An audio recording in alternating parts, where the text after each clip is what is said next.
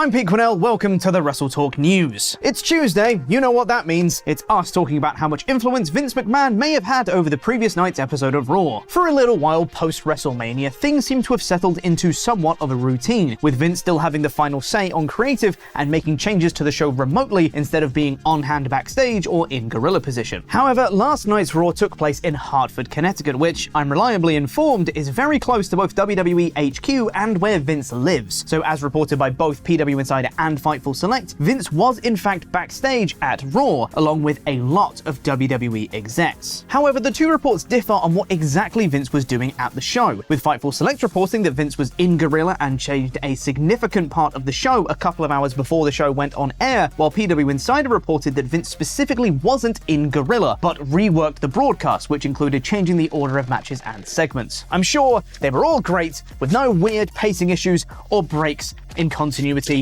Vince is known for that. According to PW Insider, unlike the last time Vince was backstage at Raw, there wasn't as much resentment or anger from talent, with one source noting that the band-aid has already been ripped off in that regard. Talent already know that Vince is in charge and it's not a secret anymore, so it's not unexpected to see Vince backstage at this point. Even with Vince making some changes, whatever those changes might have been, it seems Raw was actually pretty good this week, so well done, Vince? No, that can't be right. In other news, WWE have announced a partnership with Twitch, which also doesn't sound right. Are we sure about that? Because it sure seemed like for a bit that there was specifically an edict not allowing WWE wrestlers to use platforms like Twitch until WWE managed to make a deal where they would get some revenue from it, and now they've just partnered with them themselves. WWE can stream on it, but the talent, only if WWE can also make money from it. Anywho, the partnership itself between WWE and Twitch is to broadcast live and pre-recorded content, as well as a companion sidecast alongside Monday Night Raw, which is supposed to provide a backstage look at Raw as it's happening. I can't wait to watch people on the phone to Vince as he yells orders out to them. Going to be some great content. Moving over to AEW, and with the impending debut of Collision, we've been getting more and more details about the show, like who's going to be on it. It's Punk, in case you missed it. But before we got the announcement of CM Punk, we were told Collision was going to be headlined by names like Miro, Thunder Rosa, and Andrade El Idolo. And the first two of those names showed up on Dynamite to tease Collision's impending announcement. But the last of those names, Andrade El Idolo, didn't. Now, according to a report from Fightful Select, that wasn't because he wasn't offered. Andrade was reportedly at the May 10th Dynamite tapings and was scheduled to record a backstage segment where he would enter Tony Khan's office, but he reportedly didn't want to do that segment, though it's unclear why exactly. He was at the May 17th Dynamite as well and filmed a segment for social media, but is still yet to return on AEW TV. Andrade has also reportedly told others that despite working out in the ring ahead of the May 10th Dynamite, he was not physically ready to return to the ring. However, he seems to be good to go now, as he's confirmed for a show in Mexico and reportedly was in talks for a show in Puerto Rico, according to Fightful Select. And now we have a message from this video's sponsor via Turbo Jack. It's not my favorite Turbo. Prefer Turbo Jake. I'm 80s wrestler Turbo Jack, and this nut never stops thinking about professional wrestling. So when I'm not pounding weights or winning the Inter-Midwestern Atlantic WBB WFC Championship for the 10th time, I like to play Mega Trading Card Game. When you play Mega, you get to enter the squared circle yourself. Find your way to glory in this fast-paced trading card game. Customize your decks.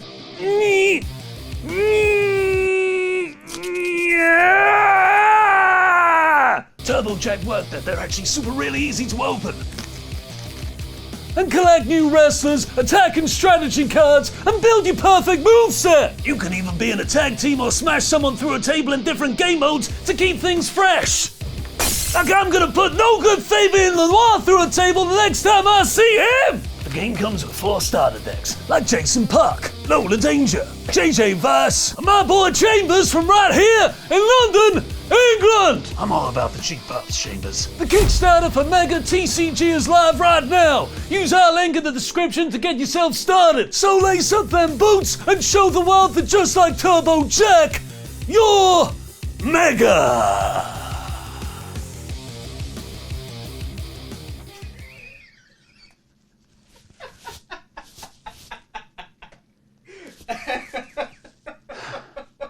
With Luke on holiday, it's time for my review of Monday Night Raw.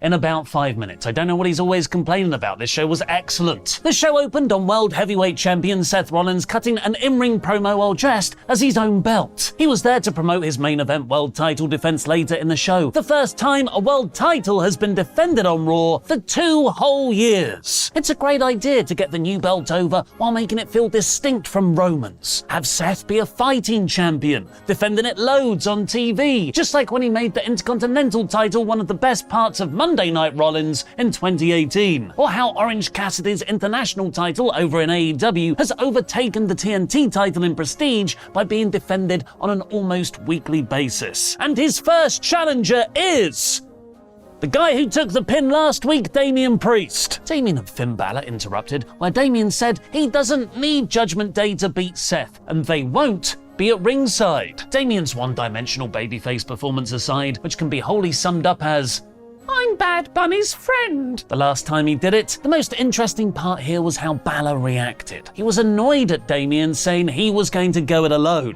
And it is about time for Judgment Day's annual kicking out a member ceremony, perhaps replacing Priest with the teased new member JD McDonough. He's even got JD, Judgment Day, in the name. Or maybe the Priest cockiness is a distraction. Perhaps Finn, as a leader, will be the one thrown out, as we'll get on to later. And to be honest, they could probably just replace him with JD and see if anyone notices. Becky Lynch beat Sonya Deville in a Money in the Bank qualifying match, overcoming both Chelsea Green interference and Trish Stratus and Zoe Stark appearing on the ramp super easily, barely an inconvenience. Having something on the line really gave substance to these matches beyond the overarching blood feuds. Kevin Owens and Gunther had a great TV match after arguing backstage, with Gunther dominating KO for the majority. Hell, I feel like even Mustafa Ali got more offense in at Night of Champions. Sami Zayn's facials at ringside and the persistent threat of Imperium really elevated the drama alongside the action. And them all brawling led to the finish. Ludwig Kaiser got in the ring, which the referee was just totally cool with. KO stunned him, but then got rolled up by Gunther for the win. The best version of this would have been to build it up as a bigger singles match, but given this is the way WWE went, the screwy finish was acceptable to keep the feud going. Although it would have had a big brawl DQ, so neither man had to take the pin. Riddle was angry about the result backstage and beat up Kaiser and Vinci afterwards. The new women's tag team champions and baddest team on the planet, Ronda Rousey and Shayna Baszler, then took on former NXT women's tag team champions and bluest tag team on the planet, Blue! The debuting Katana Chance and Caden Carter. I fully expected this to be a show of dominance by the new champs. Look, some NXT call-ups. Let's immediately squash them. But that's the mindset of another era. An era that, in hindsight, really didn't like NXT. Instead, Ronda and Shayna let Carter and Chance shine with their plucky athletic high spots. They even got a near fall the crowd reacted to after Katana hit a 450 off the top rope on Ronda. Shayna eventually won, choking out Caden. Hopefully, this is a sign that Ronda and Shayna want to establish a fully fleshed out division rather than just looking dominant all the time. Johnny Gargano got a video package saying his story is just getting started. Well, strap in, Johnny, because WWE is the place where they never end, even when they're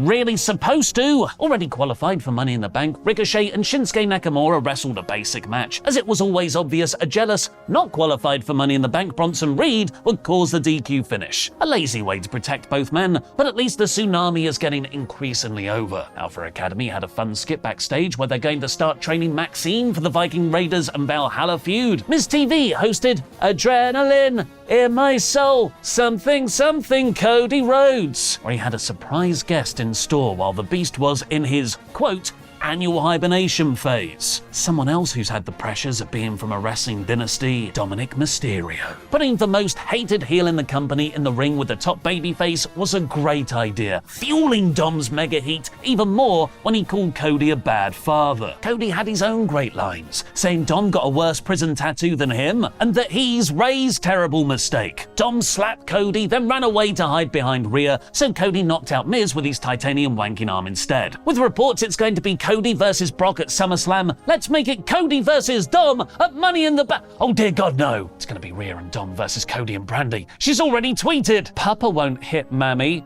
but Mummy will. Don't care for that. She's Canadian, she's keen, she's here to take the pin. It's Natalya. It's a half rhyme.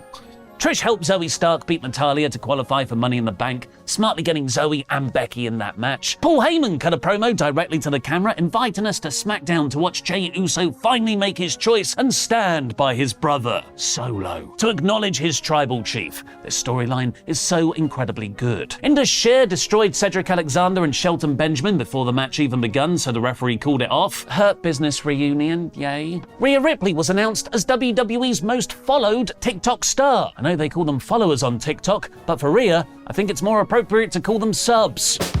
Thank you. I'm here all week. In the Fetish Club. And the main event saw Priest take on Rollins for the World Consolation Weight belt. A very good match that would have been improved dramatically if Damian wasn't pinned by Seth last week. The action was really good, getting a "This is awesome" chant from the crowd, but it's the final sequence that turned this from just a very good TV main event to a potentially epic, years-long overarching story. Seth hit a barricade bomb on Damian, injuring Priest's shoulder, eventually costing him the win. The exact same move Rollins hit Balor with in 2016 that meant Balor had to relinquish his inaugural Universal Championship just over 24 hours later. So it's no coincidence that was the very moment a Wild Balor appeared, trying to help Priest but getting super kicked by Seth instead. Rollins got in the ring, but the delay let Priest hit him with a chokeslam for a near fall, his shoulder hurting though, and confused as to why Balor was out there when he told him not to be, Rollins was able to hit the stomp for the win. Balor then squared off against Seth to close the show, and maybe there's our fantasy booking. We've all been so distracted by Seth's predictable title win, we missed the longer-term story from his tournament clash against Balor last month, and Finn's win over him in 2016 for another newly created championship. They're now one apiece, so could Balor be the one to dethrone Rollins? And in the process, could Priest's visible dissent make Judgment Day turn on Finn like they turned on their other former leader, Edge, almost exactly a year ago? This was a very good episode with great wrestling and furthering storylines. This week's Raw is 79%. Now go watch Luke and I review every WWE World Champion in 3 words or less. Fewer. She's Canadian, she's keen, she's here to take the pin. It's Natalya. Does that work? Let me try again. She's Canadian, she's keen, she's here to take the pin. Peen. Take the pin. Obviously not that, I didn't mean that.